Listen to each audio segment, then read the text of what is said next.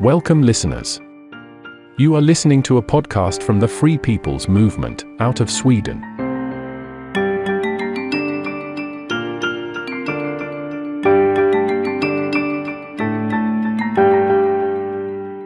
Episode 4. Esse, videri. Acting without being seen. As you probably already have gathered, the Wallenbergs played both sides during the Second World War, and this became a bit too obvious when the United States accused the brothers Jacob and Marcus Wallenberg and Stockholm's Enskilda Bank of acting as a front for the Bosch Group all throughout the war. This came to be known as the Bosch Affair. The aim of the Wallenberg brothers was making profitable international investments by protecting the German subsidiaries from confiscation in enemy territory. The accusations led to the banks and the Wallenberg brothers' assets in the US being blocked, and the American authorities arguing for a blacklisting of both the brothers and the bank. As of an event beginning in 1939, they had acquired exactly 8 of Bosch's companies in neutral countries and a majority of the shares in the American Bosch Company, American Bosch Corporation, ABC. The business settlement was presented as such that the parent company was granted the right to assign buyers if the companies were to be resold. Bosch, in turn, had undertaken to help ensure that Stockholm's Enskilda Bank, SEB, in Germany, could invest the German government securities for 15 million Swedish krona, Kruger bonds, which remained in the remnants after the Kruger crash. In addition to this, Bosch gave a premium of 2.7 million to SEB. The acquisition of ABC was by far the largest deal, and the purchase price was the equivalent of 12.4 million Swedish krona. In practice, the Bosch Group, which was part of the IG Farben Group, came to have full control over the subsidiary through the business agreement. The Wallenberg brothers' legal representation following this arrangement, in the dispute with the United States, was a man called Alan Dulles. Alan Dulles was the chief of the Office of Strategic Services in Switzerland, which was an American intelligence agency that later became the CIA.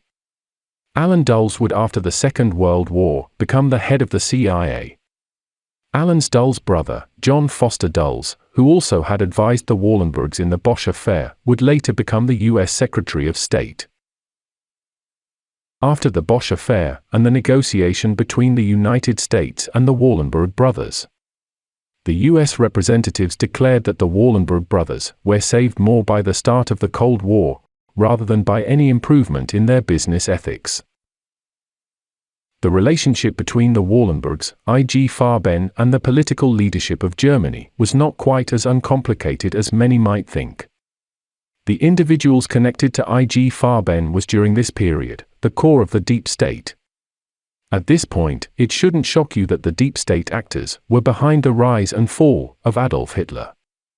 The role of Swedish interests behind the emergence of the Nazis was of such a magnitude that not many people yet understand this fact. Furthermore, IG Farben's American subsidiaries, the American Bosch Company, among others, had very influential American interests connected to them. This was probably the main reason why the United States and the Allies were forced to release Wallenbergs after the Bosch affair without any repercussions. Still, if there's any remaining doubts in your mind about these things not being coincidences, just the result of chance and random events, don't worry, because there is more. So much more. Hermann Wilhelm Göring was born in 1893 in the Bavarian town of Rosenheim. His father was in the military, and Hermann followed in his father's footsteps, where at 16 years old, he left his cadet school, Berlin-Lichterfeld, as a course leader and enlisted in the Prussian army. A few years later, he became one of Germany's first fighter pilots and commanders of the infamous Richthofen Squadron, the Red Baron's Air Squadron. After the end of the First World War, Göring continued to fly, now as a pilot for the Swedish start-up company, Svensk Lufttrafik AB, in the free port outside Stockholm. Svensk Lufttrafik AB is today called Scandinavian Airlines System and is owned by the Wallenberg Company, Investor. One day Göring is given the task of flying a Swedish count, named Erik von Rosen, to Rockelsta Castle. At Rockelster Castle, Göring met von Rosen's sister-in-law, Karin von Kantzow, and the acquaintances led to their marriage in 1923. And until the Second World War, Göring frequently socialized with his new Swedish relatives, and the Count von Rosen often visited him in Germany. Count Erik von Rosen was a Swedish honorary doctor, patron, explorer, ethnographer, and prominent figure in the Swedish upper class. Erik von Rosen was an active Nazi during the 1930s and 1940s as one of the founders of the National Socialist Bloc, which had strong Nazi values. He had adopted the swastika as a personal owner's brand, by his own admission, in the early 1900s, which was at least 20 years prior to the emergence of the Nazis in Germany. Göring had noted the swastika during his stay in Sweden, at von Rosen's castle, which had been forged into a metal piece on his fireplace. In November 1923, Karin and Hermann Göring moved to Germany. That same year, Göring participates in what came to be known as the Beer Hall coup in Munich. The coup would force out the incumbent government, and the insurgents would take power. However, the coup eventually failed, and Göring was forced, despite gunshot wounds after the coup attempt, to flee to Italy. For his injuries, he was treated with high doses of morphine, which became the start of an escalating addiction. Göring returned to Sweden in 1924, where he was subsequently committed to treatment for his addiction. Adolf Hitler, who was wounded during the coup, escaped immediate arrest and was spirited off to safety in the countryside. After 2 days, he was arrested and charged with treason. Hitler was found guilty of treason and sentenced to 5 years in Landsberg prison, where he dictated Mein Kampf to fellow prisoners, Emil Maurice and Rudolf Hess. On the 20th of December 1924, having served only 9 months, Hitler was released. Göring was kept safe in Sweden. He would later stay at Langbro Hospital in 1925. He was placed in Ward 7, where only the wealthiest of patients were housed. This was an environment best described as an old-fashioned men's club, with leather armchairs, thick rugs, and a scent of cigar. And Hitler got 9 months, for treason.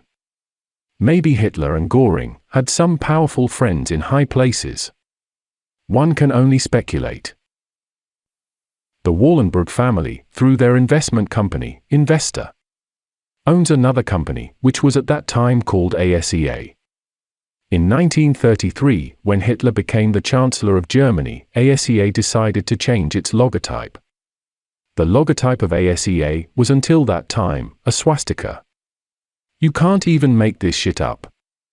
We might just say that the Hitler Project may have been under foreign influence right from the start, but didn't pan out quite according to plan.